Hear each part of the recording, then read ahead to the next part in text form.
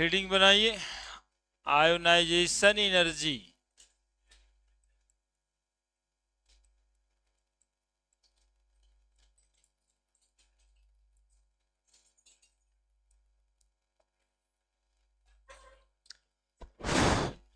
Ionisation energy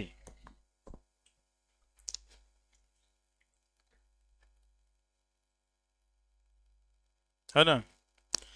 ionization energy किसको कहते हैं? तो एक एटम से इलेक्ट्रॉन निकालने में एनर्जी लगता है। एटम से इलेक्ट्रॉन निकालने में एनर्जी लगता है, लगना चाहिए या नहीं? चूंकि इलेक्ट्रॉन न्यूक्लियस के फोर्स ऑफ अट्रैक्शन में बंधा रहता है, तो जितना अट्रैक्शन से न्यूक्लियस इलेक्ट्रॉन को अपनी तरफ खींचता है, वो वाला फोर्स ऑफ अट्रैक्शन को तोड़ना पड़ेगा। और फोर्स ऑफ अट्रैक्शन को तोड़ने के लिए एनर्जी लगेगा। तो जो अमाउंट ऑफ एनर्जी इलेक्ट्रॉन को निकालने में लगेगा, उसी एनर्जी को हम लोग क्या कहेंगे? Ionisation energy. और इलेक्ट्रॉन के निकल जाने से एटम प्लस चार्ज हो जाएगा, दैट इज आयोनाइज हो जाएगा। इसीलिए उसका नाम पड़ा है आयोनाइजेशन एनर्जी। एटम नहीं रह जाएगा, एटम से इलेक्ट्रॉन निकलेगा तो क्या बन जाएगा? आयन बन जाएगा, कैटायन बन जाएगा। इसलिए उस एनर्जी की नाम है आयोनाइजेशन एनर्जी।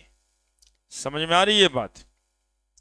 एक और बात साथ साथ में समझना है, कोई एटम को पहले गैसियस स्टेट में लाना पड़ता है, उसके बाद उससे इलेक्ट्रॉन निकालना होता है।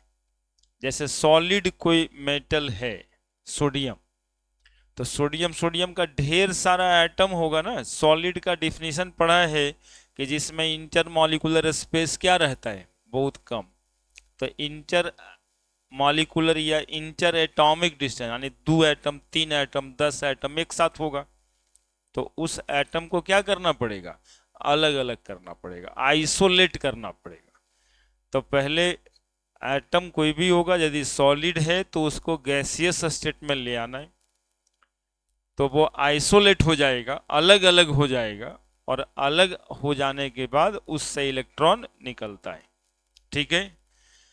और इलेक्ट्रॉन कहां से निकलता है? तो हमेशा आउटर मोस्ट ऑर्बिट से इलेक्ट्रॉन पहले निकलेगा, है ना। अब जितना इलेक्ट्रॉन आउटर मोस्ट ऑर्बिट में है, वो सारे इलेक्ट्रॉन आप निकाल सकते हैं, लेकिन इलेक्ट्रॉन एक एक करके ही निकलेगा। यानी पहला इलेक्ट्रॉन निकलना, दूसरा इलेक्ट्रॉन निकलना, first ionization energy, second ionization energy, तीसरा इलेक्ट्रॉन निकलेगा तो उसको क्या कहेंगे? Third ionization energy. क्योंकि हर इलेक्ट्रॉन के साथ अलग अलग फोर्स ऑफ अट्रैक्शन रखा है न्यूक्लियस, है ना। क्योंकि प्रोटॉन की संख्या तो बराबर है, किसी में 11 प्रोटॉन है, 11 इलेक्ट्रॉन है। अब एक इलेक्ट्रॉन निकल गया तो 10 ही बच गया, फिर एक इलेक्ट्रॉन निकल गया तो 9 बच गया। फोर्स ऑफ अट्रैक्शन चूंकि बदलते रहता है, इसलिए आयोनाइजेशन एनर्जी भी बदलते रहेगा कि कौन से इलेक्ट्रॉन को आप निकालने वाले हैं। तो आयोनाइजेशन एनर्जी को कहेंगे the amount of energy. Energy को अब इंथैल्पी भी कहिए, थोड़े बड़े बन के। एनर्जी को केमिस्ट्री में इंथैल्पी भी कहते हैं। The amount of energy change, the amount of energy change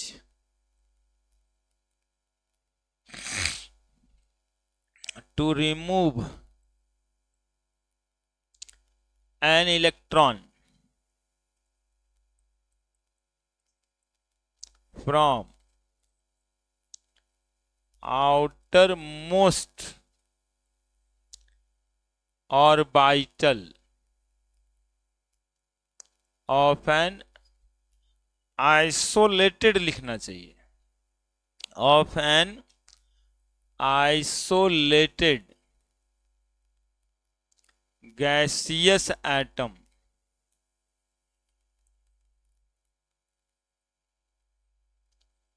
called as ionization energy. The amount of energy change या इंथैल्पी चेंज, एनर्जी को ही इंथैल्पी बोलेंगे। The amount of energy change, काहे के लिए चेंज? तो टू रिमूव एन इलेक्ट्रॉन, है ना, एक इलेक्ट्रॉन निकालने के लिए। कहां से? From outer most orbital of an isolated gaseous atom. एक आइसोलेटेड मतलब अलग अलग, गैसियस एटम, एक एटम से निकालना है, पूरा क्रिस्टल से नहीं, ठीक है। कॉल्ड है आयोनाइजेशन एनर्जी। जैसे देखिए, पहली बात, सोडियम एटम है, सुन लीजिएगा फिर लिखिएगा। तो ये सॉलिड है, इस सोडियम को पहले किस चीज में कन्वर्ट करना है? गैस में। वो इसलिए कि सोडियम को पहले अलग अलग कर देना होगा।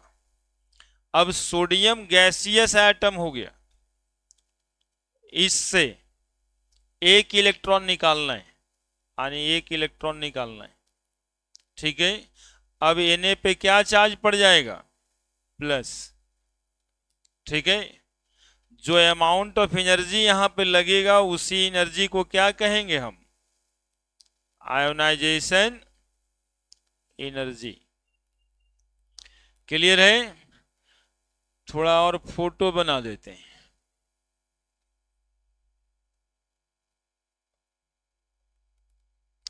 फोटो बना देते हैं। फोटो बनाने का मतलब है ये, सोडियम एटम होगा, सॉलिड है, तो ढेर सारा सोडियम सोडियम सोडियम सोडियम ढेर सारा है। सोडियम गैस, तो क्या जानते हैं, इंटरमॉलिक्यूलर स्पेस क्या हो जाता है गैस में? बढ़ जाता है, तो अलग अलग हो गया। अब वो सोडियम का जो ढेर सारा एटम था अलग अलग हो गया। अब एक सोडियम एटम यहां लेना, उससे इलेक्ट्रॉन निकालना है Na प्लस। तो एक सोडियम एटम जब हम लेंगे तो उसकी स्थिति होगी क्या? इसके न्यूक्लियस में 11 ठो प्रोटॉन होगा, अब बाहर में 2 8 और 1 इलेक्ट्रॉन होगा। होगा या नहीं?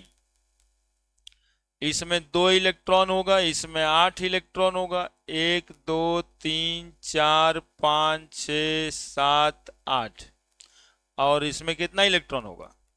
अब इससे एक इलेक्ट्रॉन निकालना है, तो क्या ऐसे ही निकल जाएगा? क्योंकि ये एक इलेक्ट्रॉन जो है प्रोटॉन के न्यूक्लियस से फोर्स ऑफ अट्रैक्शन में होगा, है ना। अब इसको निकालना है तो यहां पे एनर्जी देना पड़ेगा, है ना। तो एनर्जी दीजिएगा तो फिर 11 प्रोटॉन तो उसके न्यूक्लियस में रह ही जाएगा, न्यूक्लियस में कोई चेंज नहीं होना है। और बाहर में कितना इलेक्ट्रॉन होगा? 10, यानी 2 इलेक्ट्रॉन और 8 इलेक्ट्रॉन, है ना। 1 इलेक्ट्रॉन, 2 इलेक्ट्रॉन, 1 2 3 4 5 6 7 8 इलेक्ट्रॉन। 1 इलेक्ट्रॉन ये वाला बाहर निकल गया। ये सोडियम एक एटम है और ये सोडियम प्लस है। जो अमाउंट ऑफ एनर्जी इसमें खर्च हुआ उस अमाउंट ऑफ एनर्जी को क्या बोलेंगे? Ionization energy, Ie। लिखिए,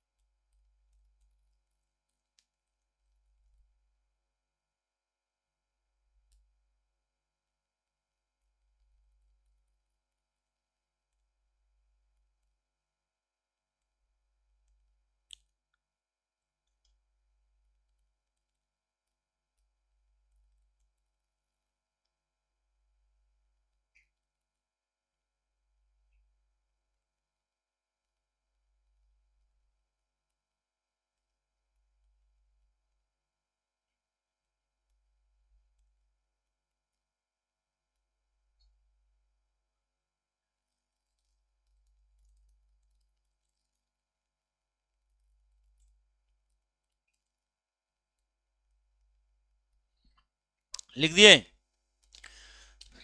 क्या बातें हुई, समझ में आ गया? यहां भी एनर्जी लगता है, इस एनर्जी को कहते हैं सब्लिमेशन एनर्जी, है ना, वो इसमें इंक्लूड नहीं होता है इसलिए उसका नाम नहीं लिखे। सॉलिड को गैस बनाना है तो एनर्जी लगेगा कि नहीं लगेगा? उस एनर्जी को क्या कहते हैं जब सॉलिड को डायरेक्टली गैस में बना दे? Sublimation energy. अलग से याद रखिएगा कि सॉलिड से गैस बनाने में जो एनर्जी लगेगा उसको कहेंगे सब्लिमेशन एनर्जी। और सारे एलिमेंट का या मेटल का सब्लिमेशन एनर्जी सेम नहीं होता, वो डिपेंड करेगा कि वो कितना ज़्यादा डेंस है। जितना ज़्यादा डेंसिटी होगा उतना ज़्यादा सब्लिमेशन एनर्जी लगेगा। तो इसको भी डिफाइन कर ही देते हैं। The amount of energy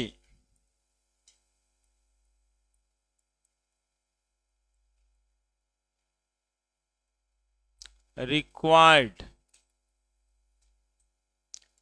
to convert 1 mole of solid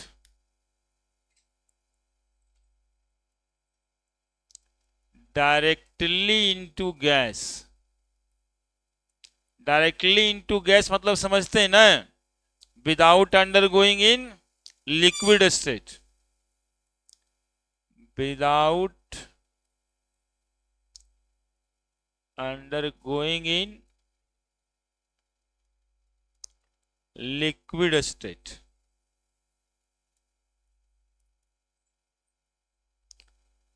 called as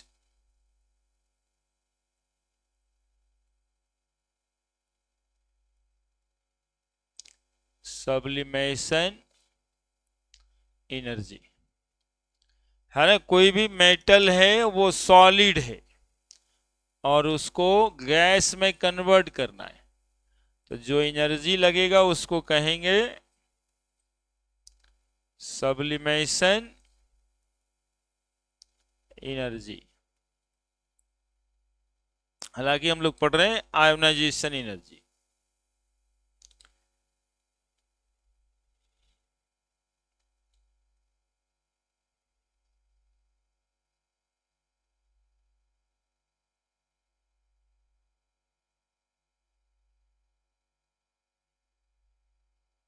ये डिफिनेशन एक बार छठा में पढ़े होंगे।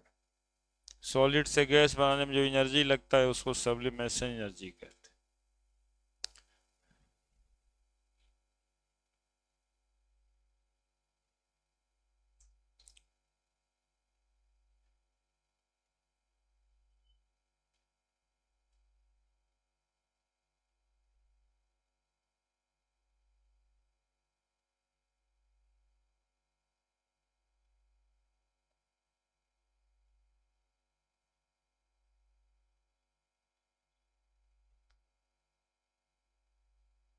लिख दिए?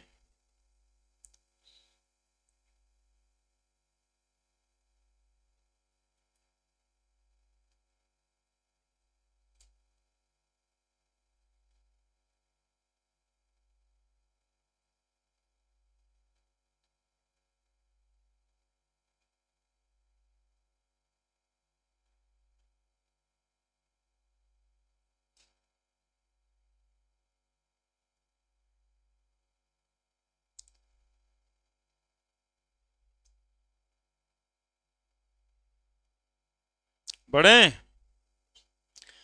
Now successive ionization energy.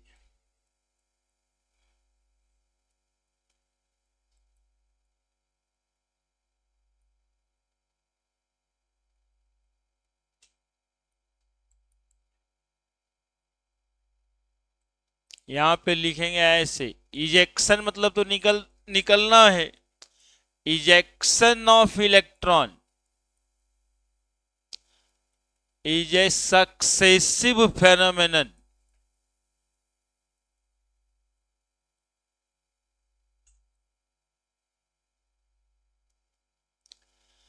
आने की, समझो पहले बात को।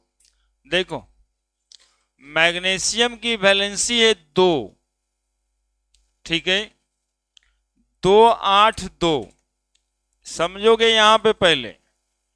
तो ये बात तो कंफर्म हो गया ना कि पहले सॉलिड मेटल होगा, मैग्नीशियम मेटल है तो सॉलिड ही होगा, लेकिन सॉलिड से इलेक्ट्रॉन को निकालना नहीं है, सॉलिड को पहले किस चीज में कन्वर्ट करना है, गैस में।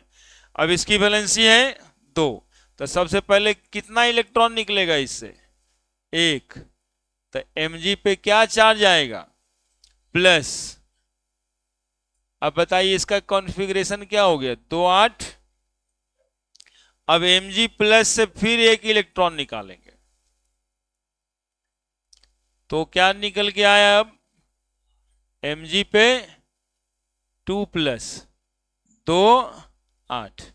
यहां पे जो एनर्जी का खर्च हुआ ना यहां पे, इसको हम लोग कहेंगे फर्स्ट आयोनाइजेशन एनर्जी, IE1। और यहां पे जो एनर्जी खर्च होगा ना, इसे कहेंगे हम लोग सेकेंड आयोनाइजेशन एनर्जी। और इसी फेनोमेनन को क्या कहेंगे? Successive ionization energy. For aluminium ये हम लोग देखे, फॉर मैग्नीशियम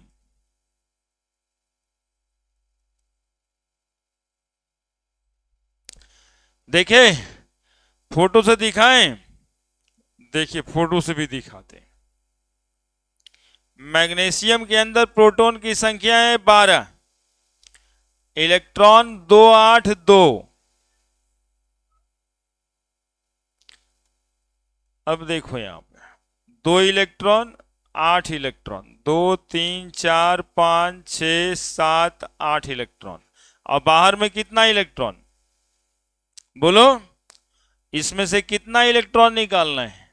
पहले Mg, तो Mg प्लस हो जाएगा, तो एक इलेक्ट्रॉन निकलेगा, यानी कि प्रोटॉन की संख्या तो 12 ही रह गया। और फिर घर हो गया 3, और इस 3 घर में इलेक्ट्रॉन्स की संख्या 2 8, और बाहर में अब कितना इलेक्ट्रॉन? और फिर इससे एक इलेक्ट्रॉन निकालेंगे, है ना? तो प्रोटॉन तो 12 ही है, तो फोर्स ऑफ अट्रैक्शन का मैग्नीट्यूड बढ़ जाएगा ना बढ़ जाएगा? अब देखो हो गया 2 और 8। देखो एक एक चीज तो दिख रहा है, अब इसमें कोई दिक्कत नहीं होना चाहिए। 2 1 2 3 4 5 6 7 8। यहां पर जो एनर्जी लगेगा उसको हम लोग क्या कहेंगे? Ionisation energy 1। और यहां पे जो एनर्जी लगेगा उसको क्या कहेंगे? Ionisation energy 2। और मैग्नीशियम से यदि 2 इलेक्ट्रॉन पूरा एक साथ निकाल दें तो दोनों की एनर्जी को क्या करना पड़ेगा? जोड़ना पड़ेगा, ऐड होगा, है ना? थोड़ा ज्यादा या थोड़ा कम, दोनों में इक्वल अमाउंट ऑफ एनर्जी लगेगा क्या?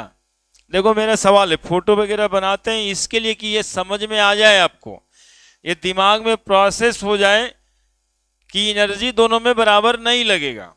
क्यों? क्योंकि यहां 12 प्रोटॉन और 12 इलेक्ट्रॉन है, तो इलेक्ट्रॉन तो आपस में रिपल्सन करता है, तो यहां 12 इलेक्ट्रॉनों का रिपल्सन, यहां पे कितना इलेक्ट्रॉन का रिपल्सन? 11 ही इलेक्ट्रॉन का रिपल्सन, तो फोर्स ऑफ अट्रैक्शन का मैग्नीट्यूड बढ़ जाएगा, तो यहां पे एनर्जी ज्यादा लगेगा, यहां पे एनर्जी। तो यही तो IIT मेडिकल का सवाल होता है कि first ionization energy, second ionization energy, magnesium में कौन एनर्जी ज्यादा है? तो second ionization energy greater than first ionization energy. और ये जो first second third ionization energy कहेंगे कलेक्टिवली, उसको क्या कहेंगे? Successive ionization energy. सक्सेसिव क्यों लगाएंगे? तो बोलेंगे इसलिए कि किसी भी एटम से एक ही बार 2 इलेक्ट्रॉन और 3 इलेक्ट्रॉन नहीं निकलता है, इलेक्ट्रॉन का इजेक्शन 1 बाई 1 करके होता है।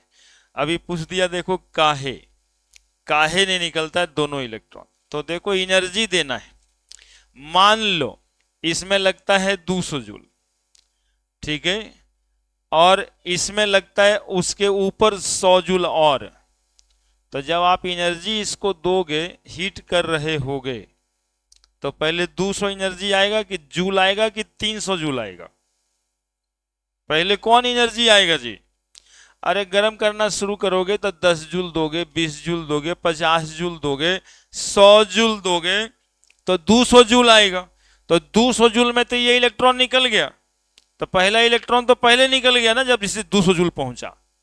अब और गर्म कर रहे हो, 300 पर पहुंचे, तब दूसरा इलेक्ट्रॉन निकलेगा। दोनों एक साथ निकल जाएगा क्या? एक साथ नहीं निकलेगा, क्योंकि एनर्जी देना है हमें, एनर्जी 10 20 50 100 करके देंगे।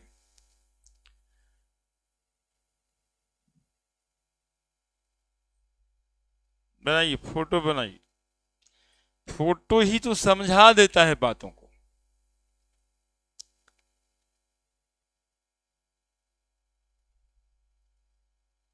Ejection of electron is successive phenomenon, not a simultaneous phenomenon, है ना?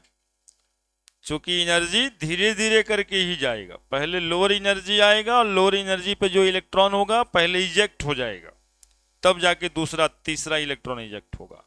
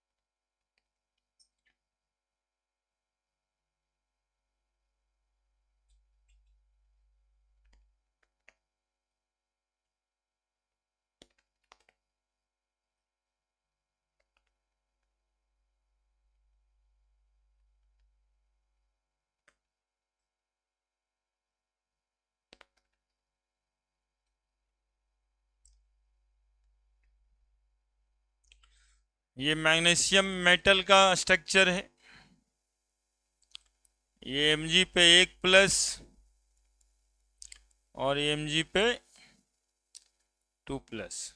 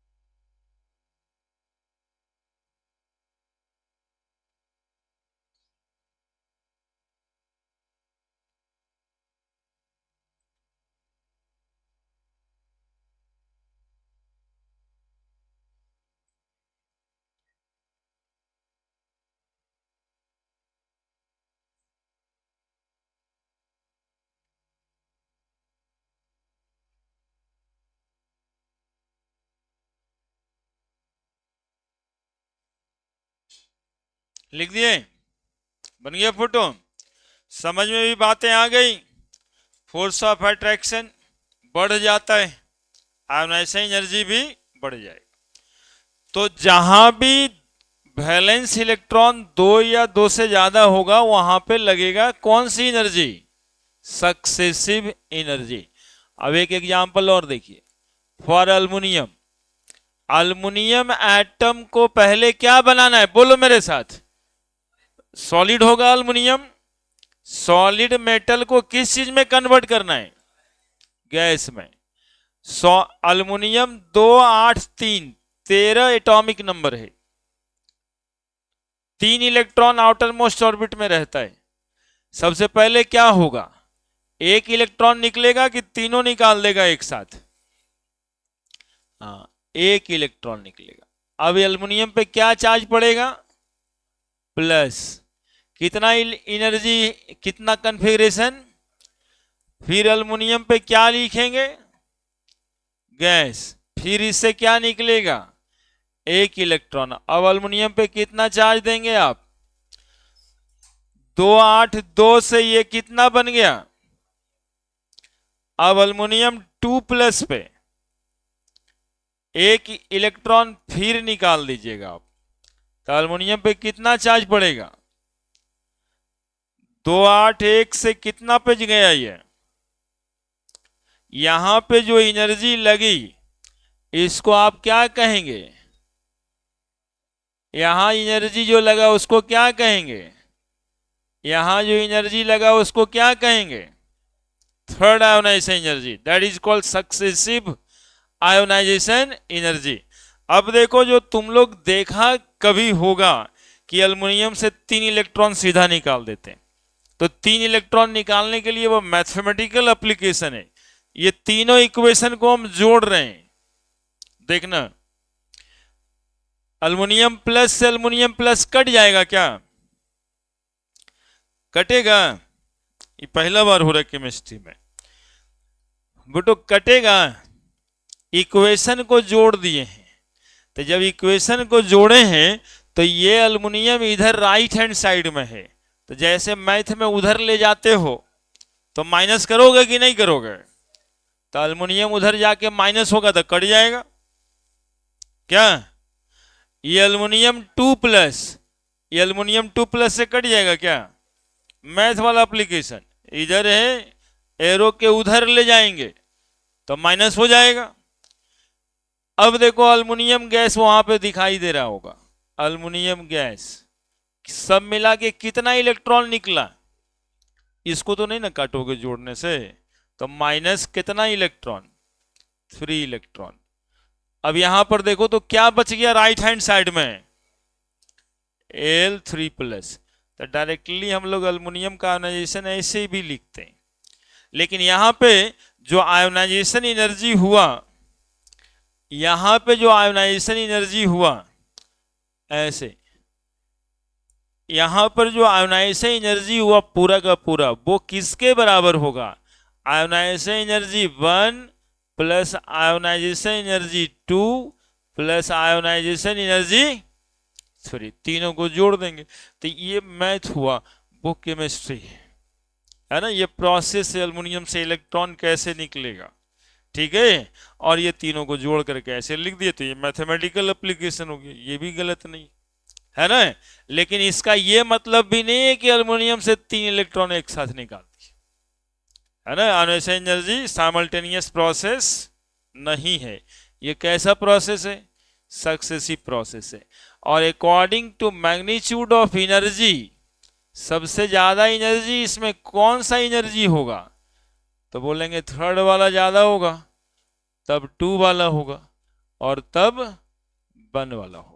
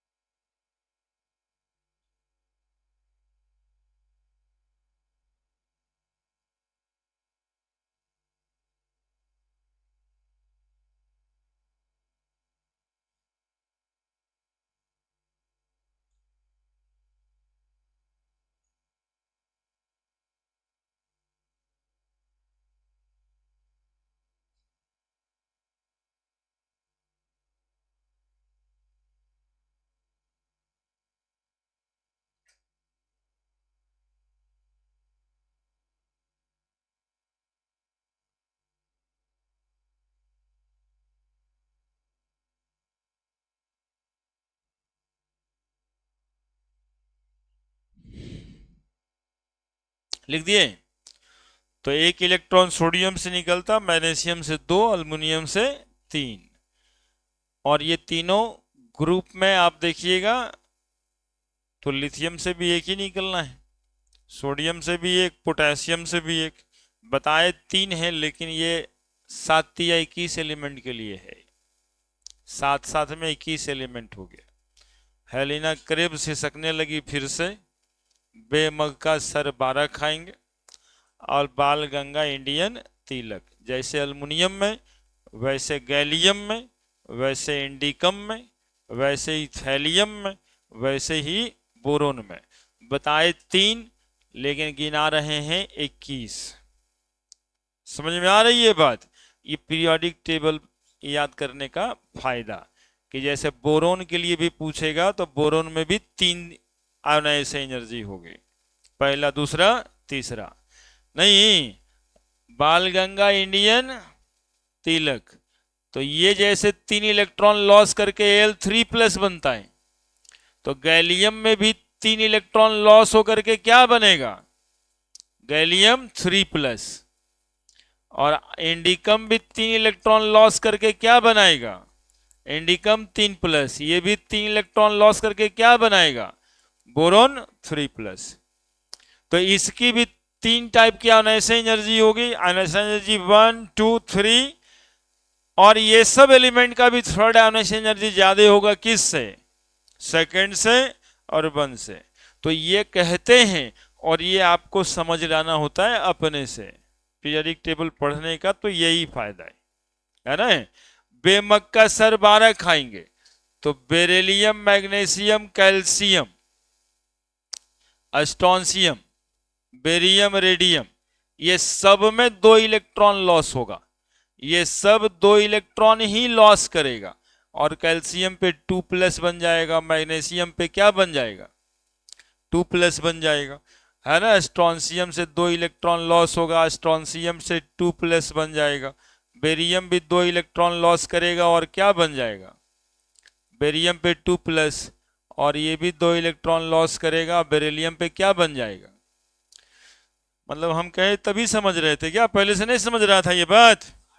हाँ, ये बात समझना है अपने से। पीरियोडिक टेबल में पढ़ाई एक एलिमेंट का, लेकिन वही बातें लागू होती है पूरे परिवार पे, है ना?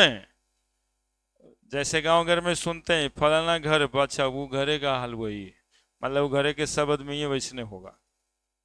वैसी है, सोडियम पढ़ते हैं एक घर सोडियम के लिए, और कह देते हैं नहीं सोडियम वाला जितना है ना पूरा वो 5-6 भाई सब वैसने है, एक इलेक्ट्रॉन सब लॉस करेगा ही, और सब पे प्लस चार्ज पड़ेगा। ठीक है? बेरिलियम वाला सब 2 इलेक्ट्रॉन लॉस करेगा, 2+ पड़ेगा। अल्युमिनियम वाला सब 3 इलेक्ट्रॉन लॉस करेगा और सब पे क्या चार्ज पड़ेगा? 3+ पड़ेगा। क्लियर है? तो यहां पे लिखेंगे कि removal of electron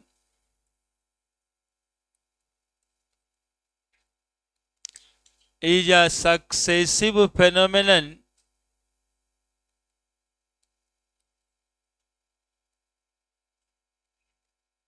and the amount of energy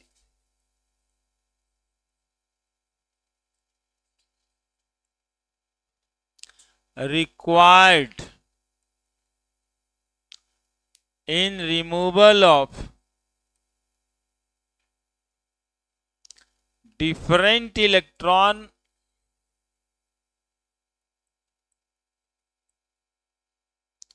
of the same atom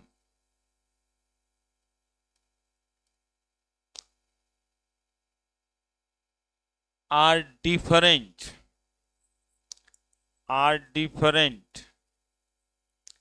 and it known as first ionization energy, second ionization energy, third ionization energy, so on. और ज्यादा इलेक्ट्रॉन निकालना है तो fourth ionization energy, fifth ionization energy, generally third ionization energy किसी भी atom का ज्यादा होगा सेकेंड से, और सेकेंड वाला किसी भी एटम का ज्यादा होगा फर्स्ट से।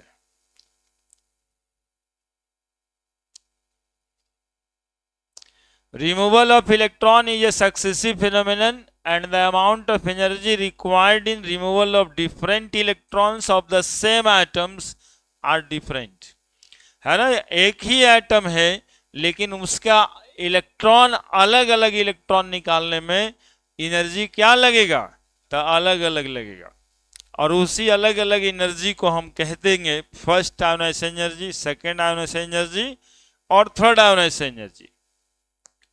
और generally third ionization energy atom का ज्यादा होगा सेकेंड से, सेकेंड का ज्यादा होगा फर्स्ट से।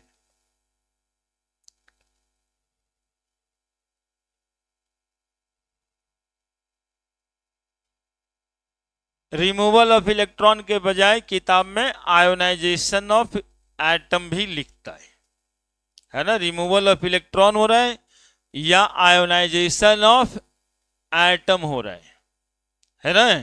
इलेक्ट्रॉन रिमूव कर करके एटम को क्या बना रहे हैं, तो आयन बना रहे हैं, तो आयोनाइजेशन ऑफ एटम भी लिख सकते। Ionization of atom is a successive phenomenon, है ना।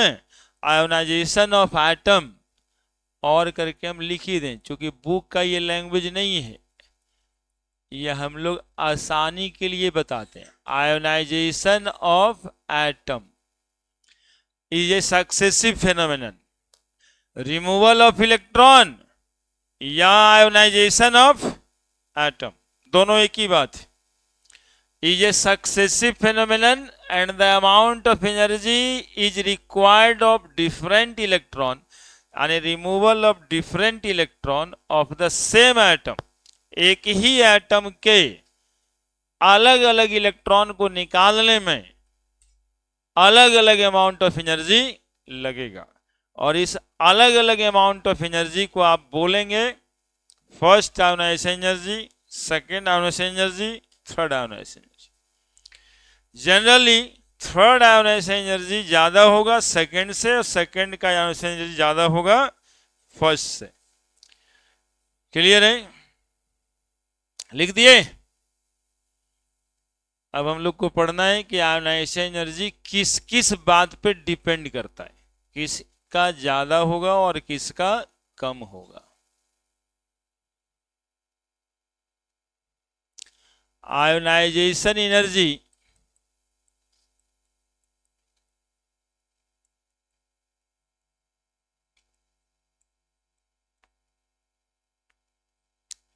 Depends on,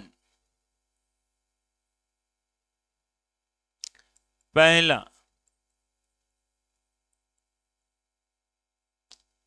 nuclear charge, nuclear charge, या एक दो दिन पहले पढ़ा रहे थे इफेक्टिव न्यूक्लियर चार्ज, है ना। इफेक्टिव न्यूक्लियर चार्ज थोड़ा अलग होता है न्यूक्लियर चार्ज से। न्यूक्लियर चार्ज में स्क्रीनिंग इफेक्ट घटाते हैं, देखा था जी, सब निकाला भी तो था। ये वाला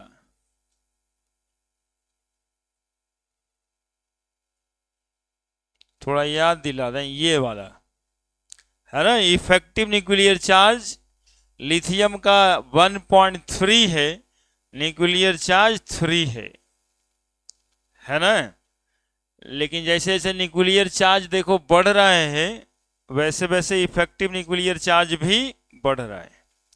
नीचे आने में थोड़ा सा देखना है, बढ़ता है फिर कांस्टेंट हो जाता है ना। ये सब बातें को समझता है कि पहले थोड़ा सा बढ़ गया है, देखो यहाँ से यहाँ में थोड़ा सा बढ़ा है और फिर क्या हो गया, कांस्टेंट। तो न्यूक्लियर चार्ज जो है ना इफेक्टिव नहीं रह जाता है नीचे जाने से, इधर जाने से इफेक्टिव रहता है ना। तो ये वाली बात को ध्यान रखेंगे।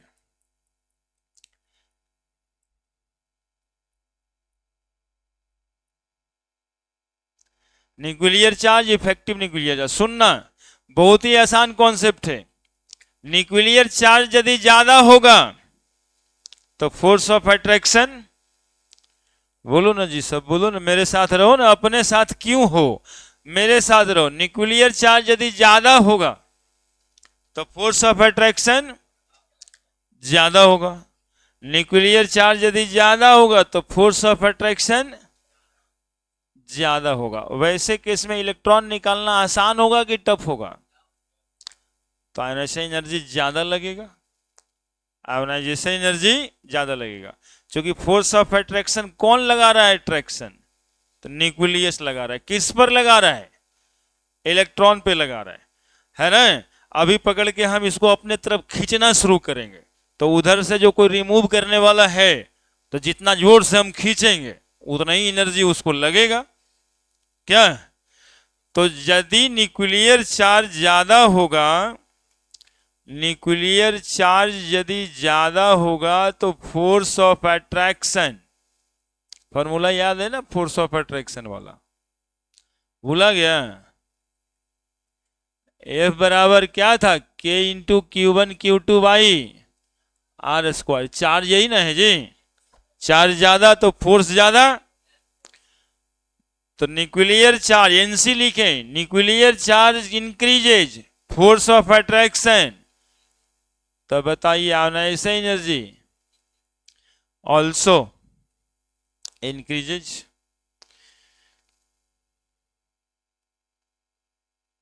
आणि ionization energy is directly proportional to nuclear charge. Ionization energy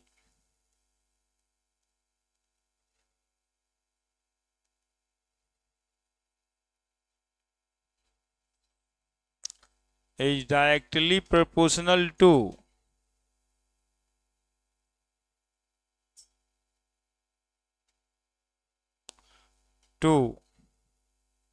the nuclear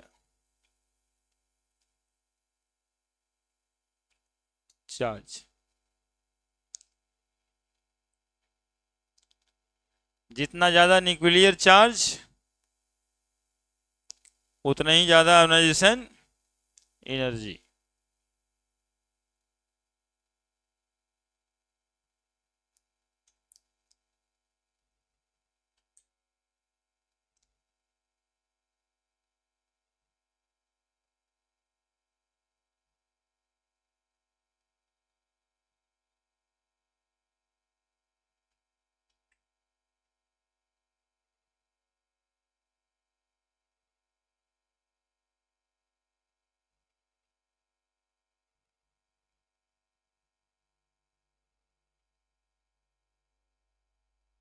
clear है? दूसरा यहां ही से रिलेशन देखिएगा, फोर्स रेडियस के इनवर्सली प्रोपोर्शनल है ना।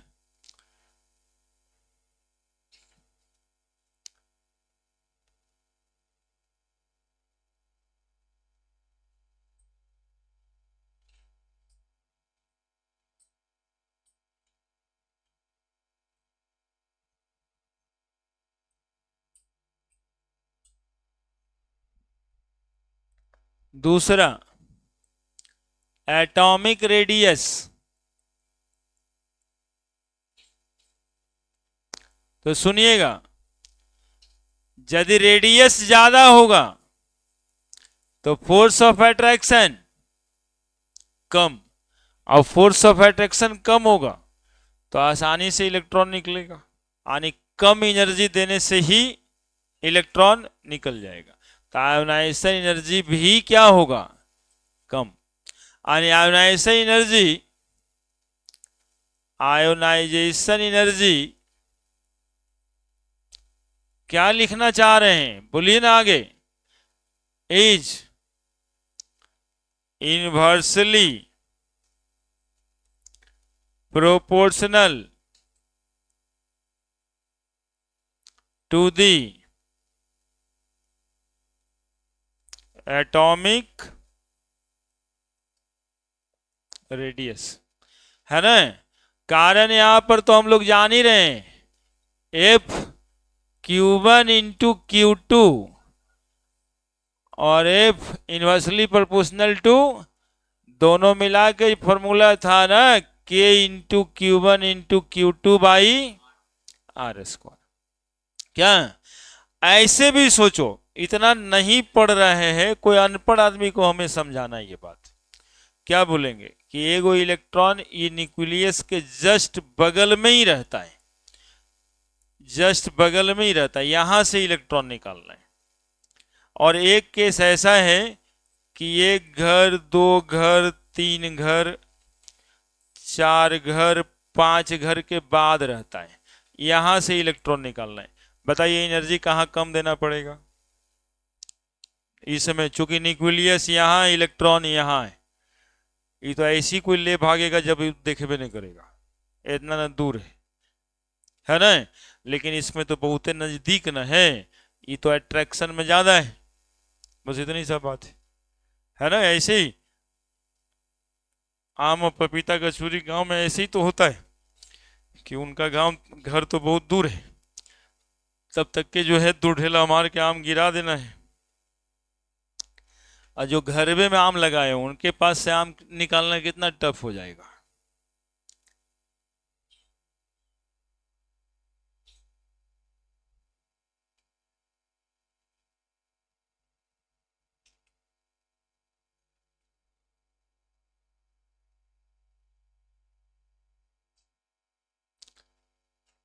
वो एरो ओरो को समझता है ना सब, ये सब दिक्कत ना है। ऊपर इंक्रीज है, नीचे, हाँ, इसमें बहुत लैंग्वेज का जरूरत नहीं रहता है, बस इतना सा बात। इनवर्सली प्रोपोर्शनल ये भी आपके लिए लिख रहे हैं, अदरवाइज ये भी ऐसे ही लिख दें तो ज्यादा अच्छा है समझ जाने। हो गया, और उसमें क्या करना है, रेडियस ज्यादा होगा ऐसे एनर्जी कम होगा, बस यही एक लाइन में तो काम हो जाएगा।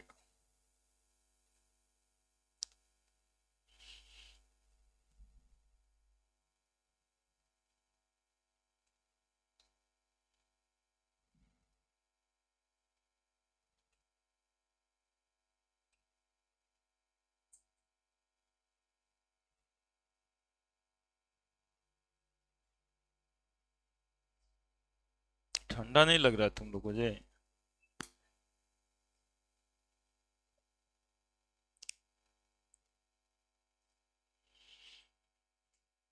2 पॉइंट समझ गया।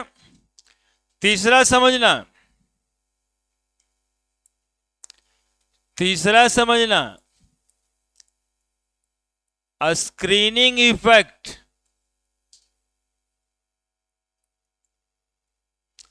स्क्रीनिंग इफेक्ट क्या होता है पहले से बताए भी हैं, यहां न्यूक्लियस है, बाहर में इलेक्ट्रॉन्स है। और हम आपको कहे थे कि इलेक्ट्रॉन चूंकि निगेटिव चार्ज पार्टिकल है, सारा इलेक्ट्रॉन निगेटिव चार्ज पार्टिकल है, तो निगेटिव चार्ज पार्टिकल आपस में क्या करेगा, रिपल्सन करेगा।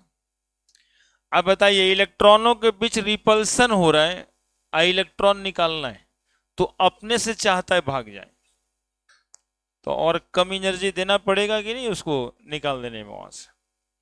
क्या तो ऐसे एनर्जी कम होगा यदि स्क्रीनिंग इफेक्ट ज्यादा लगेगा, है ना। स्क्रीनिंग इफेक्ट,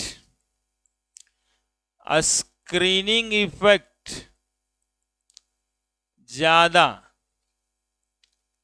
स्क्रीनिंग इफेक्ट ज्यादा, आयोनाइजेशन एनर्जी, आयोनाइजेशन एनर्जी कम, आयोनाइजेशन एनर्जी कम। चूंकि स्क्रीनिंग इफेक्ट क्या है, रिपल्सन इन बिटवीन इलेक्ट्रॉन, तो इलेक्ट्रॉन इलेक्ट्रॉन के बीच जब रिपल्सन हो रहा है, रिपल्सन का मतलब है कि वो साथ रहना नहीं चाहता, तो इलेक्ट्रॉन को कमी एनर्जी देंगे निकल आएगा। तो higher the screening effect, lower the, लिख भी देते हैं, higher the screening effect,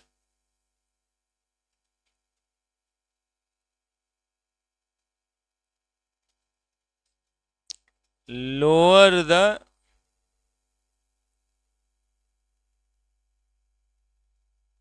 ionization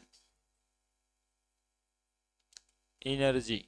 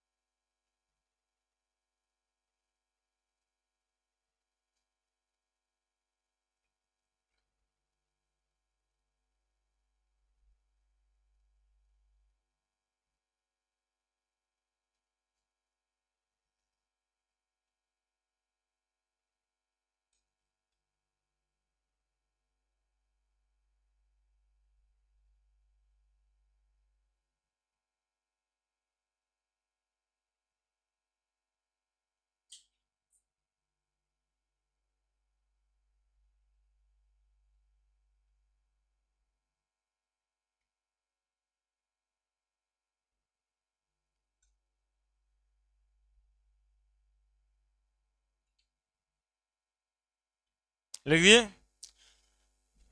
to line तो है ही, जल्दी से लिखो।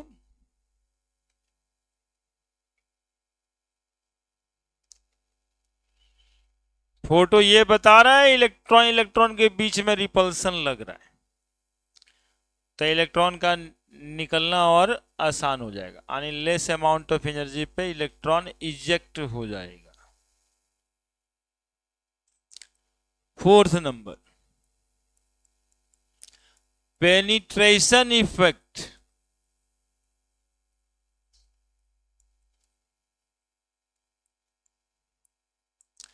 ये क्या है इसको सुनिएगा, ये क्या है जो सुनिएगा अच्छे से। एटॉमिक स्ट्रक्चर का जरूरत पड़ता है इसमें, आप लोग सुने होंगे कि ऑर्बिटल होता है, इलेक्ट्रॉन्स उसी में रहता है। फर्स्ट ऑर्बिटल, सेकेंड ऑर्बिटल में दो घर होता है, 2s 2p। थर्ड ऑर्बिटल में तीन, थर्ड ऑर्बिट में 3 ऑर्बिटल होता है, 3s 3p 3d। Fourth orbit में 4 ऑर्बिटल होता है, 4s 4p 4d 4f, है ना। इधर देखो n लिखेंगे 1 2 3 4, और इधर में ऑर्बिटल लिखेंगे 1s 2s 2p 3s 3p 3d 4s 4p 4d 4f। ठीक है, अब यहां पे पेनिट्रेशन इफेक्ट क्या कहता है, ऑर्बिट तो सेम है 4, ये भी ये भी ये भी ये भी, ऑर्बिट का नंबर तो 4। कौन ज्यादा पेनिट्रेटेड है न्यूक्लियस के तरफ, यानी चौथे घर में, चौथे ऑर्बिट में किस ऑर्बिटल से ज्यादा एनर्जी लगेगा इलेक्ट्रॉन निकालने में, बातें ये करना है। तो चौथे ऑर्बिट में 4s ऑर्बिटल ज्यादा धंसा हुआ है न्यूक्लियस के तरफ, तो 4s से इलेक्ट्रॉन निकालने में ज्यादा एनर्जी लगेगा, तब 4p से, तब 4d से, तब 4f से। तो पेनिट्रेशन इफेक्ट का मतलब समझ में आया क्या, कौन ज्यादा न्यूक्लियस के तरफ पेनिट्रेटेड है, कौन ज्यादा न्यूक्लियस के तरफ पेनिट्रेटेड है। जो ज्यादा न्यूक्लियस के तरफ धंसा हुआ है उससे ज्यादा एनर्जी लगेगा, और आपको लगता है कि नहीं, लगना ही चाहिए था, क्योंकि इलेक्ट्रॉन प्रोटॉन के अट्रैक्शन में है और ज्यादा करीब है, ज्यादा धंसा हुआ मतलब ज्यादा करीब है, तो ज्यादा जब करीब है तो एनर्जी क्या लगेगा, ज्यादा।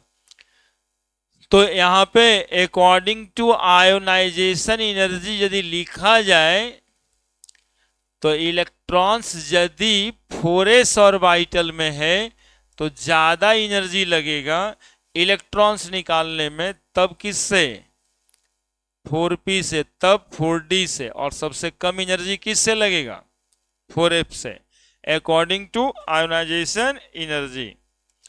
The orbital the orbital which more penetrated towards the nucleus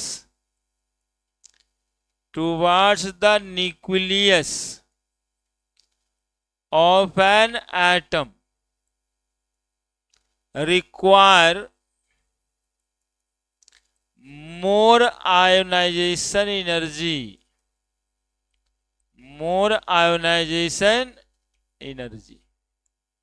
clear है। उसी तरह से 3 में, तो 3s में ज्यादा एनर्जी लगेगा इलेक्ट्रॉन निकालने में, तब 3p में, तब 3d में। उसी तरह से 2s में ज्यादा एनर्जी लगेगा 2p, है ना, 1s तो अकेले है ही है। लिखिए,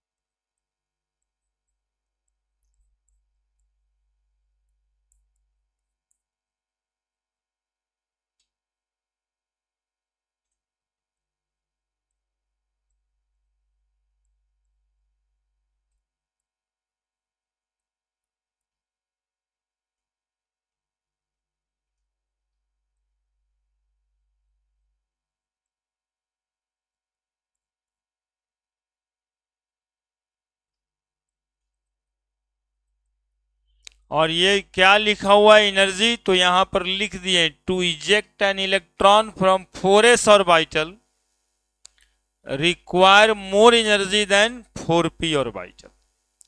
एक इलेक्ट्रॉन को इजेक्ट करने में 4s ऑर्बिटल से ज्यादा एनर्जी लगेगा, किससे, 4p से, तब 4d से, है ना, ड्यू टू पेनिट्रेशन इफेक्ट।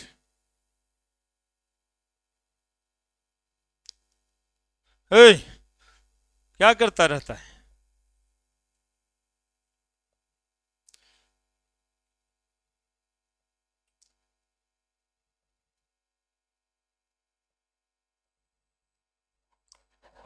अच्छा बच्चा की तरह लिखना चाहिए। 4p ऑर्बिटल से ज्यादा एनर्जी लगेगा, 4p ऑर्बिटल में इलेक्ट्रॉन है तो ज्यादा एनर्जी लगेगा 4d ऑर्बिटल से, 4d में इलेक्ट्रॉन्स है तो ज्यादा एनर्जी लगेगा 4f से।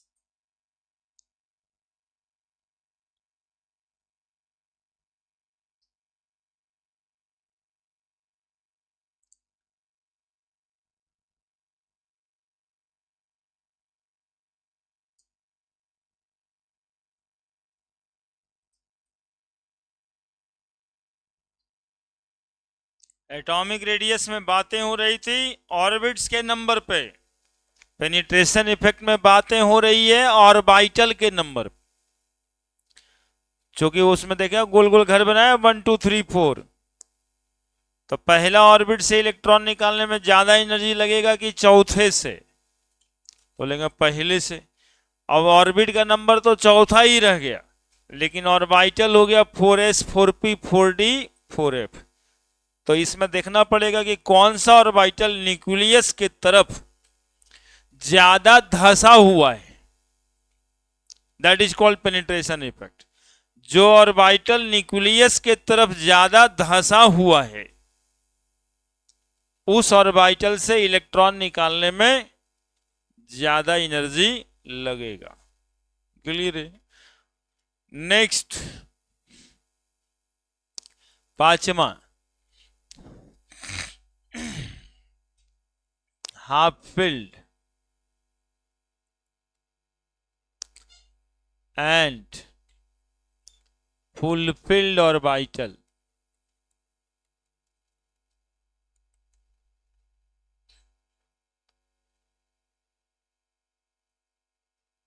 हाफ फील्ड फुलफिल्ड ऑर्बिटल ज्यादा स्टेबल होता है, पता है आप लोगों को? नहीं पता जी? Half filled orbital and full filled orbitals are more, कुछ नहीं बोलता है। अरे half filled and full filled orbital are more stable. तो बताओ मोर स्टेबल ऑर्बिटल से इलेक्ट्रॉन निकालने में एनर्जी ज्यादा लगेगा कि नहीं लगेगा? तो यदि किसी एटम के ऑर्बिटल यदि हाफ फील्ड है और फुल फील्ड है तो वहां पे एनर्जी ज्यादा लगेगा in comparison to not half filled और फुल फील्ड ऑर्बिटल। तो since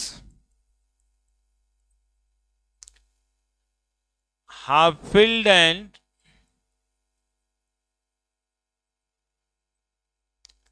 fulfilled orbital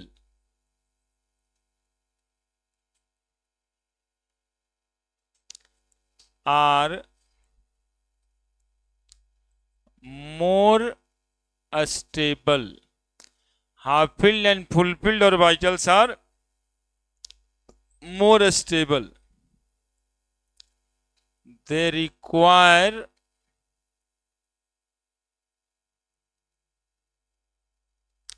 more energy. They require more energy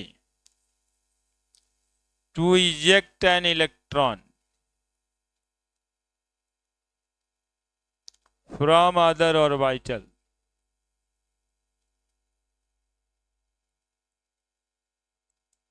अब सुनो, इसका एग्जाम्पल देखना होगा। सुनोगे, पहले सुनोगे। नाइट्रोजन का 7 होता है एटॉमिक नंबर, कॉन्फ़िगरेशन है 1s2 2s2 2p3। ऑक्सीजन का 8 है एटॉमिक नंबर, कॉन्फ़िगरेशन है 1s2 2s2 2p4। अब बोलो ये 2p3 से इलेक्ट्रॉन निकलेगा, इलेक्ट्रॉन तो बाहर वाले ऑर्बिटल से ही निकलता है। तो ऑर्बिटल में इलेक्ट्रॉन की संख्या कितनी है? तो 1 इलेक्ट्रॉन 2 इलेक्ट्रॉन और 3 इलेक्ट्रॉन। जबकि 2p4 यहां पे इलेक्ट्रॉन की संख्या कितनी है? 4। हुन्स रूल से भरते हैं हम लोग, 1 2 3 और 1 4। पहले पूरा का पूरा हाफ फील्ड करते हैं तब ना फुल फील्ड करते हैं। ठीक है? सवाल है आज का कि इलेक्ट्रॉन निकालना है नाइट्रोजन से, एक बाहर वाला, और ऑक्सीजन से, कहां पे ज्यादा एनर्जी लगेगा? तो ये देखिए, ये हाफ फील्ड है और उसको हाफ फील्ड कहेंगे क्या? कौन ऑर्बिटल ज्यादा स्टेबल है? नाइट्रोजन का। तो it require more ionization energy than oxygen, है ना? तो नाइट्रोजन में हाफ फील्ड ऑर्बिटल है, हाफ फील्ड ऑर्बिटल, और वो हाफ फील्ड ऑर्बिटल नहीं है, नॉट हाफ फील्ड ऑर्बिटल। ये ऑर्बिटल क्या है? More stable. तो मोर स्टेबल है तो रिक्वायर क्या करेगा? More energy. एनर्जी क्यों लिखूं? आयोनाइजेशन एनर्जी, मोर आयोनाइजेशन एनर्जी। ठीक है, तो यहां पे अब नोट में बात सुनिए।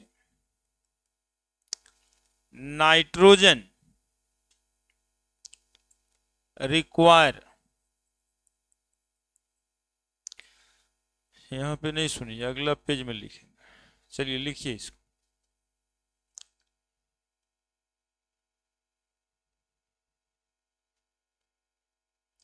यहाँ पे एक अच्छे रीजनिंग टाइप का क्वेश्चन का जवाब है।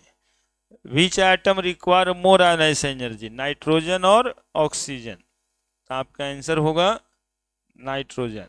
कारण होगा due to half filled orbital is more stable. ये छोटा छोटा क्वेश्चन तो रहता है।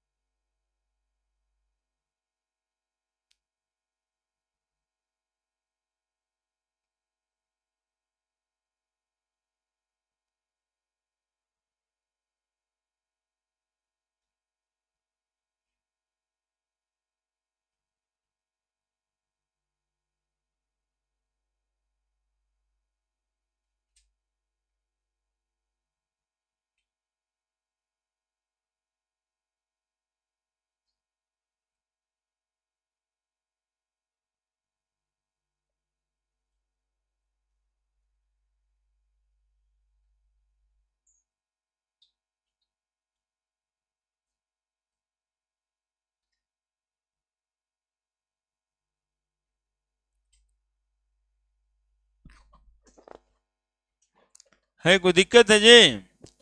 Half filled orbital is more stable, so require more energy to eject an electron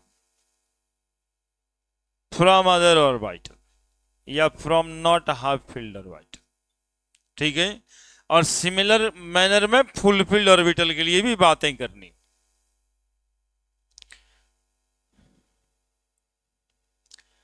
तो पॉइंट है nitrogen require more ionization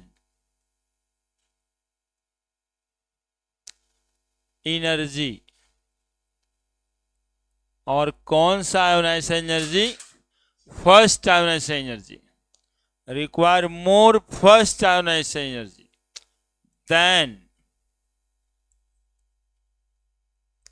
oxygen, since nitrogen has half filled orbital. Nitrogen has half filled orbital which is more stable orbital than oxygen। और half field समझता है ना जी, क्यों half field लिख रहे हैं? पी में 6 इलेक्ट्रॉन होता है, लेकिन उसमें कितना इलेक्ट्रॉन है? 3, इसीलिए हाफ फील्ड कहते हैं। क्या लिखे? Nitrogen require more ionization energy than oxygen since nitrogen has half filled orbital which is more stable orbital than oxygen. Clear है? और एक एग्जांपल, फुल फिल्ड वाला एग्जांपल।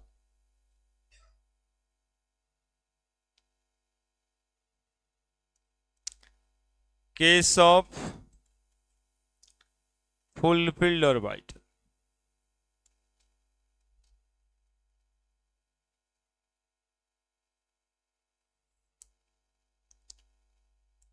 देखिएगा, एक एटम बेरिलियम, 4 एटॉमिक नंबर, क्या कन्फिग्रेशन है? 1s2 2s2। दूसरा atom boron,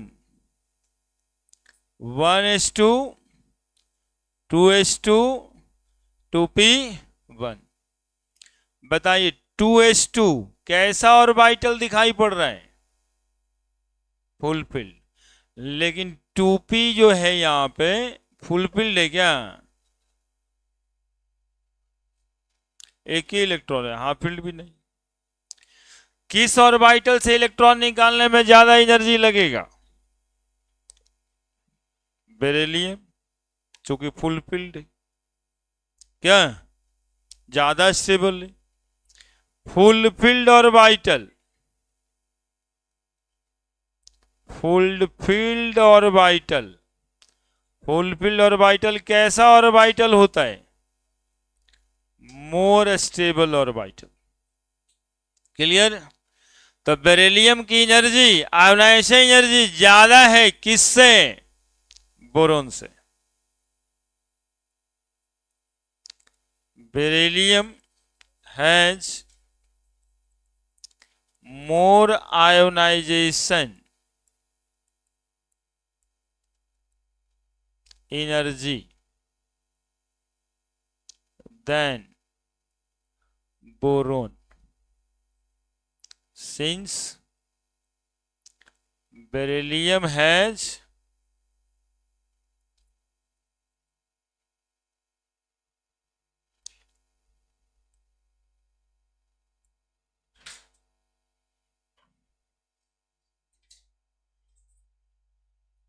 full filled orbital,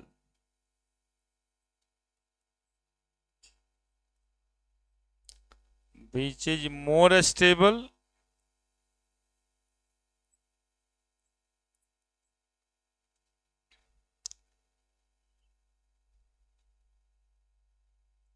and hence require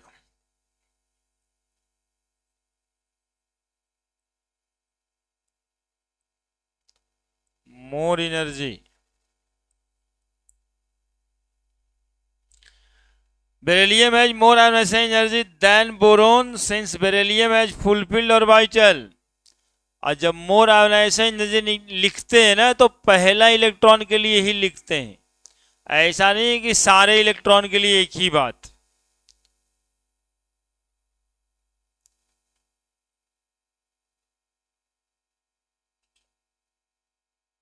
जैसे कोई एटम है, अभी हाफ फील्ड है, एक इलेक्ट्रॉन निकलने के बाद वो हाफ फील्ड रहेगा क्या? और दूसरा एटम है जो अभी हाफ फील्ड नहीं है, एक इलेक्ट्रॉन निकलने के बाद वो हाफ फील्ड हो जाएगी। तो आयोनाइजेशन एनर्जी बराबर देखना पड़ेगा कि ऑर्बिटल कंडीशन क्या है इलेक्ट्रॉन का।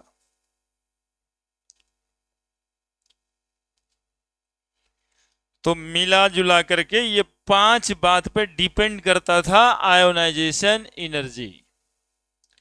ये पांचों बात पे आयोनाइजेशन एनर्जी डिपेंड करता है। कौन कौन 5 बात था? बोलिए ना। न्यूक्लियर चार्ज या इफेक्टिव न्यूक्लियर चार्ज, दूसरा था एटॉमिक रेडियस, तीसरा था स्क्रीनिंग इफेक्ट, चौथा था पेनिट्रेशन इफेक्ट, और पांचवा है half filled and full filled orbital. देखिए 2-3 मिनट का बाद तो पढ़ाए हम लोग, आप समझे 1-1.5 घंटा में। 2-3 मिनट के बाद जितना अमाउंट ऑफ एनर्जी लग जाए किसी इलेक्ट्रॉन को निकाल बाहर करने में, उसको आयोनाइजेशन एनर्जी कहते हैं। अलग अलग इलेक्ट्रॉन की अलग अलग निकाल बाहर एनर्जी है। देखिए निकाल बाहर एनर्जी ना आयोनाइजेशन एनर्जी, ये 5 बातों पे डिपेंड करता है कि इसको पकड़ के रखने वाला न्यूक्लियस कितना चार्ज में है, इलेक्ट्रॉन जहां से निकाल रहे हैं उसकी दूरी कितनी है, एटॉमिक रेडियस, इलेक्ट्रॉनों के बीच में रिपल्सन कितना ज्यादा हो रहा है, जितना ज्यादा रिपल्सन होगा उतना आसानी से इलेक्ट्रॉन निकाल देंगे। जिस ऑर्बिटल में इलेक्ट्रॉन है वो धंसा हुआ कितना है, जितना ज्यादा न्यूक्लियस के तरफ धंसा हुआ है उतना ज्यादा एनर्जी लगेगा। और यदि वो हाफ फील्ड और फुल फील्ड ऑर्बिटल में रह रहा है तो उसमें ज्यादा एनर्जी लगेगा। अब देखिए यही सारी बातों को पीरियोडिक टेबल पे अप्लाई कर देते हैं तो उसको बोलते हैं trends of ionization energy, trends of ionization energy in periodic table.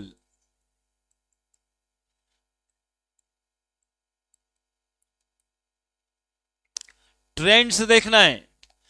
Trend देखने का मतलब क्या, आयोनाइजेशन एनर्जी कैसे बढ़ता है कैसे घटता है।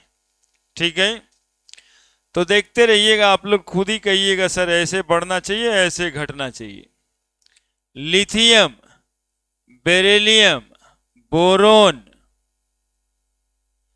कार्बन, नाइट्रोजन, ऑक्सीजन और यहां पे है फ्लोरीन। लिथियम का 3, 4, 5, 6, 7, 8, 9 और इधर हो जाएगा sodium, potassium, rubidium, caesium, francium. 11, 19, 37, 55, 87। हालांकि इससे कोई मतलब है, इससे कोई मतलब है, इससे तो 2.2 से मतलब है। 2.2 2.2 हो जाता है इफेक्टिव न्यूक्लियर चार्ज, है ना। पिछले दिन देखा था ना जी, ये निकलता है 2.20 हो जाता है सबका।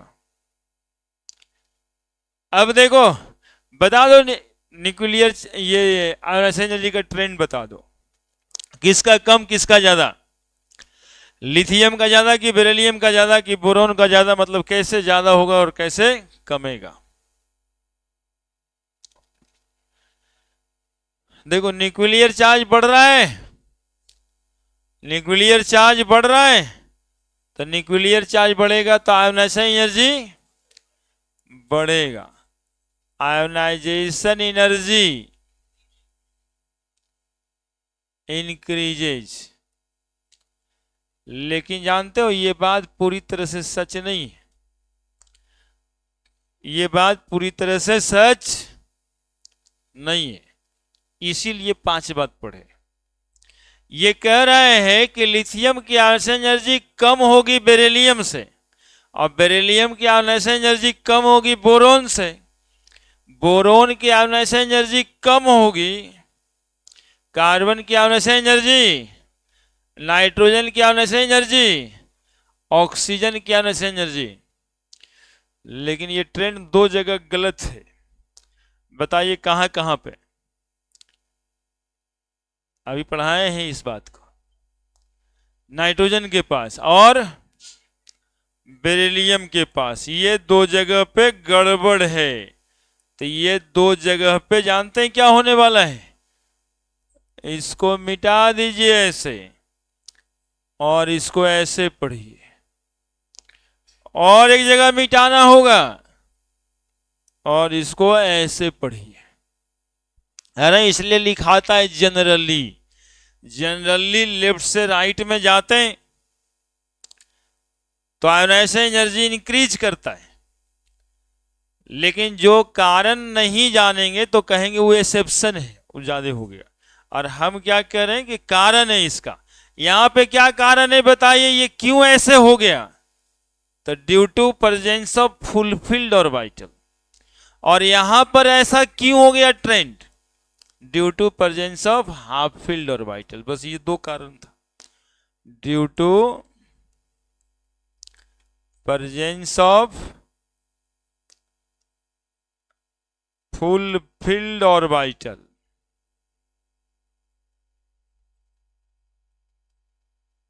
इन बेरिलियम, और यहां पे due to presence of half filled orbital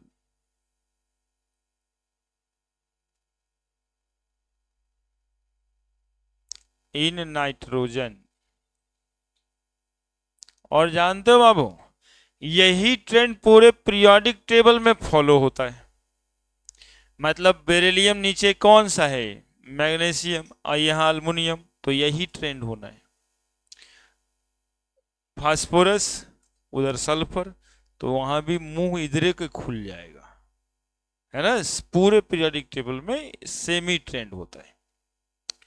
और एक बात लिख के हम अपनी बात पूरा करें, नीचे जाने से क्या होगा? आयोनाइजेशन एनर्जी का क्या होगा? Ionisation energy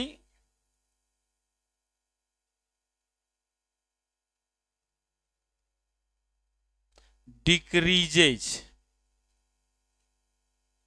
ionization energy decreases, क्योंकि atomic radius increases, atomic radius increases, और न्यूक्लियर चार्ज जो था ना, वो तो कांस्टेंट हो गया। न्यूक्लियर चार्ज क्या हो गया? कांस्टेंट हो गया। Ionization energy decreases.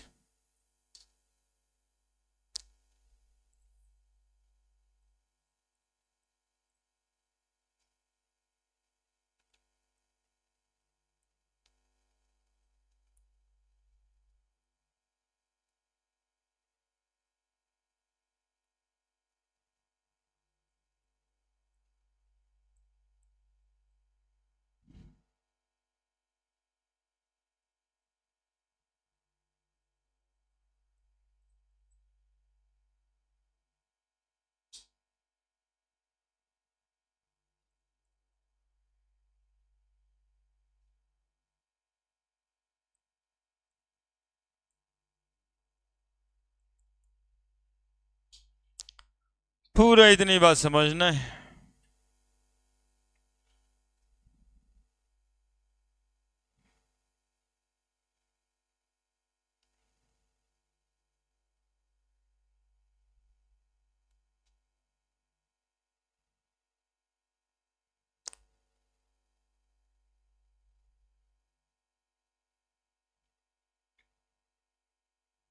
तो जगह देख के लिखोगे तो सब रीजन लिखा जाएगा वहां पे, नहीं तो ये सब डिफरेंट डिफरेंट क्वेश्चन बन के आता है।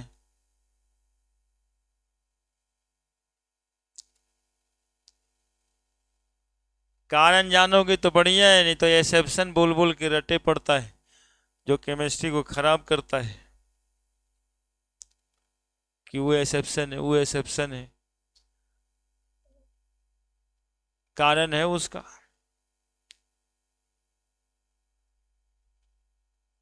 पूरी बात करनी है तो कारण है, और थोड़ा जल्दी में रहना है तो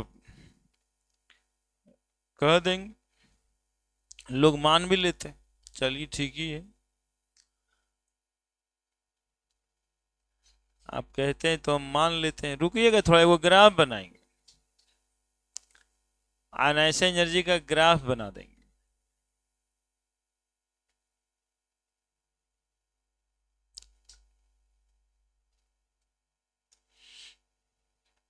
ठंडा लगता है।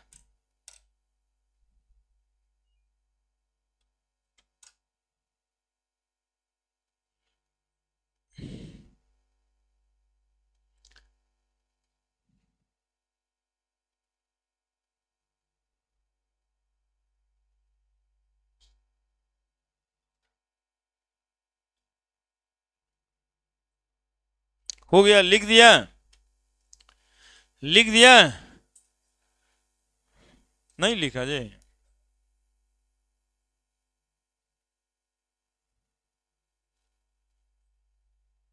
जितना बार इंक्रीजेज था उतना बार डिक्रीजेज बोला लड़का ही, और जितना बार डिक्रीजेज था उतना बार इंक्रीजेज बोला।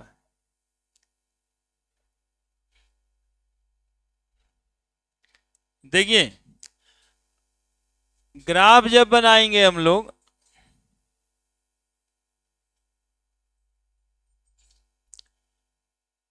तो कैसा ग्राफ आएगा? आयोनाइजेशन एनर्जी का ग्राफ बनाना है, तो आयोनाइजेशन एनर्जी इधर लिखते हैं और इधर में एटॉमिक नंबर लिखते हैं Z। ठीक है, तो सबसे कम आयोनाइजेशन एनर्जी सेकेंड पीरियड में किसका था? किसका था सबसे कम?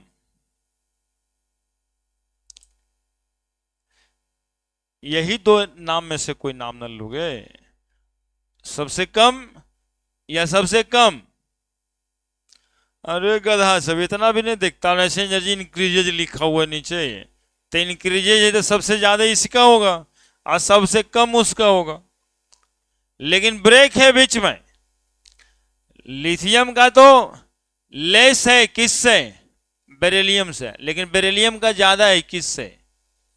बस यही सीक्वेंस ग्राफिकली हम लोग को देखना है। लिथियम का कम है, ठीक है, बेरिलियम का ज्यादा है। बेरिलियम का ज्यादा है किससे? बोरोन से। बोरोन का कम है किससे? कार्बन से। कार्बन का कम है किससे? नाइट्रोजन का कम है किससे? ऑक्सीजन से। ऑक्सीजन का कम है किससे? बस यही ग्राफ है। यहां पे कौन सा एलिमेंट लिखेंगे? लिथियम। यहां पे beryllium, boron, carbon, nitrogen, oxygen, fluorine. और ग्राफ हम लोग देखते कैसे हैं? तो लिथियम का एटॉमिक नंबर 3, आयोनाइजेशन एनर्जी इतना। बेरिलियम का आयोनाइजेशन एनर्जी इतना, एटॉमिक नंबर 4। बोरोन का एटॉमिक नंबर 5, आयोनाइजेशन एनर्जी देखो बीच में आ रहा है। कार्बन का एटॉमिक नंबर तो बढ़ा, आयोनाइजेशन एनर्जी भी। नाइट्रोजन का 7, आयोनाइजेशन एनर्जी भी। लेकिन ऑक्सीजन की आयोनाइजेशन एनर्जी घट गई, ये देखो। और फिर फ्लोरीन 8, 9। बस ऐसे ही हो गया ग्राफ आयोनाइजेशन एनर्जी और किसका? जेड का atomic number.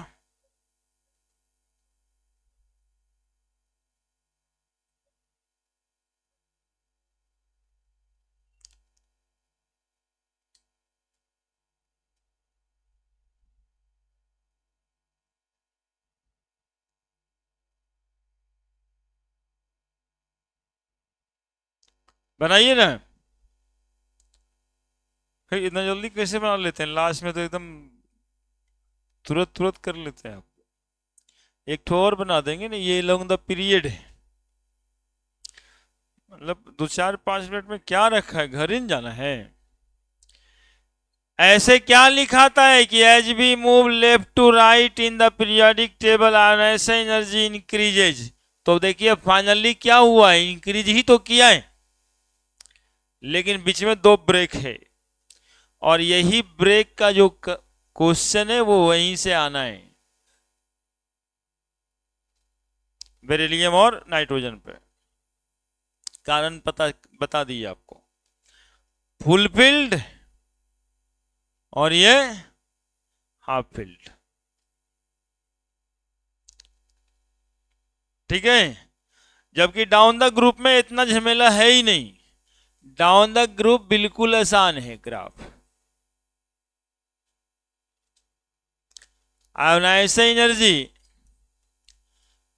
along the group along the group, वो लिखे थे along the period, along the period, और ये along the group। बताइए ग्रुप में नीचे जाने से एनर्जी क्या हो जाता है? घटते जाता है। यानी सबसे ज्यादा एनर्जी किसका होगा ग्रुप में? लिथियम, और तब सोडियम, और तब पोटेशियम, और तब caesium, francium. Lithium, sodium, potassium, rubidium, caesium, francium. इधर है जेड, इधर है आयोनाइजेशन एनर्जी।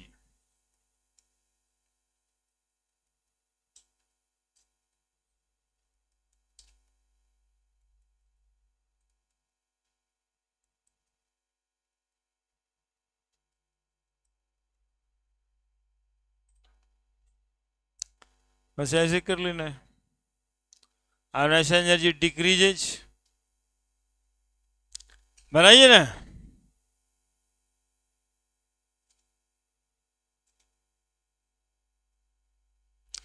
तो अगले दिन पढ़ेंगे electron gain enthalpy, electron affinity पढ़ेंगे।